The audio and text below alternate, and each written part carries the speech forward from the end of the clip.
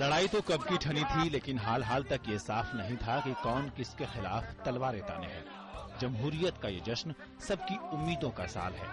बिहार की 40 सीटों पर हर कोई यही साबित करना चाहेगा कि बिहार में सबसे बड़ा लड़ैया वही है। नीतीश कुमार गैर कांग्रेस गैर भाजपा वाले तीसरे मोर्चे के एकमात्र उम्मीद हैं। 39 सीटों पर लड़ रहे हैं। जाहिर है जदयू को अकेले सारी ताकत का इजहार करना होगा, लेकिन इससे नीतीश का भविष्य किस तरह तय होने वाला है। सवाल है कि राष्ट्रीय परिदृश्य में उनकी महत्वाकांक्षाओं को कितनी ताकत हासिल होगी। यहाँ पर नीतीश कुमार की प्रतिष्ठा दांव पर है, इसलिए कि भाजपा के साथ समझौता हुआ था। और आप सोच लीजिए कि जब लोग कह रहे हैं, सर्वे कह रहा है कि मोदी की हवा चल रही है, ऐसे में एक आदमी का खड़ा हो जाना उसके खिलाफ बिहार की राजनीति में मायने रखता है।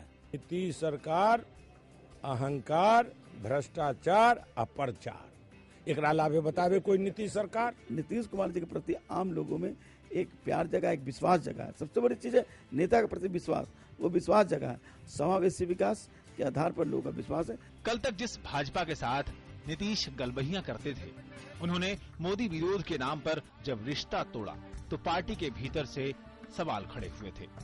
लेकिन नीतीश ने एकला चलो की नीति अपनाई और भाजपा को नए सहयोगी तलाशने पर मजबूर होना पड़ा और खुद को बिहार की धर्मनिरपेक्ष राजनीति के प्रखर अगुवा मानने वाले रामविलास पासवान मोदी रथ पर सवार हो गए और कमान मोदी के हाथ सौंप दी।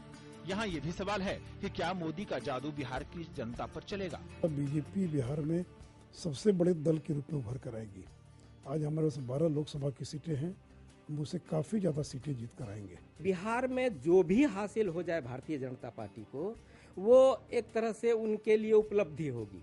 शुरू में ऐसा लग रहा था कि मुकाबला नीतीश बनाम भाजपा का है, लेकिन लालू के जेल गमन और जमानत पर रिहाई के बाद राजद नए सिरे से गोलबंद हुई है। लालू ने शुरुआती संकोच के बाद अपनी बेटी के सहारे रणभेरी फूंकी, लेकिन मुश्किल खत्म नहीं हुई थी।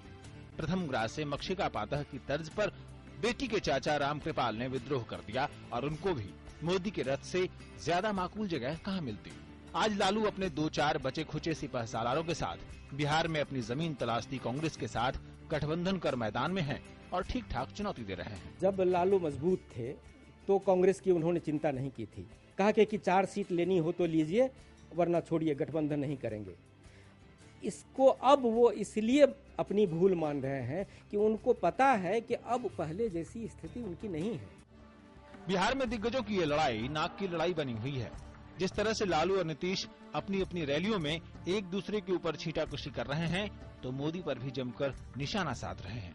बिहार की राजनीति में सभी राजनीतिक दलों ने जाति के आधार पर हो या वोट बैंक के आधार पर अपने अपने खेत तैयार किए, उसमें सिंचाई की, खाद डाले। अब चुनावी नतीजों के बाद ये फैसला आएगा कि किस राजनीतिक पार्टी के खेत में कितनी फसल लगी है। इस तरह से बिहार की बाजी में एक तरफ लालू हैं, तो दूसरी तरफ उनके पुराने साथी नीतीश और साथ में नरेंद्र भाई मोदी की प्रतिष्ठा भी दांव पर लगी है।